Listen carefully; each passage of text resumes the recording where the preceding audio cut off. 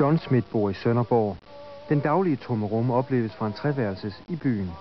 Men når livet rigtig skal leves, foregår det her i kolonihaven. På den anden side af hækken sidder Hans Peter Lund. Hans fritidssysler handler ligesom Johns om en flot plæne og kartofler af den rigtige sort. Hvad fanden han spiller? Hvor der ro din kartoffel? Din kartoffel? Ja, lidt højere dog. Er ikke bare top, så? Nej, kartofler du. Vi spiser kartofler lørdag. Og de var bare pick og bedre. Aha.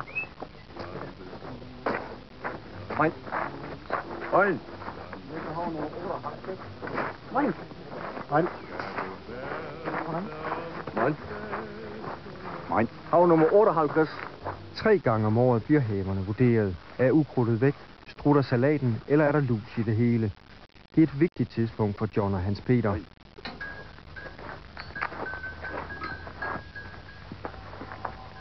39.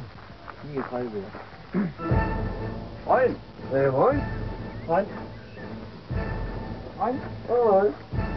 Høj. Høj. 19. 58. Jamen, de to hav, de anså på det samme printer 156. Nu går nok. Det er bare kartoffel. Intet er altså afgjort endnu her midtvejs på sommeren.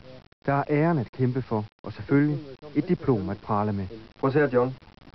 1, 2, 3, 4, 5, 6, 7, 8 har Hans Peter, og du har kun 1. Er det ikke lidt flovt? Jo, på en måde er det jo. Men altså, man skal jo regne med, at han jo har haft have her over 24 år.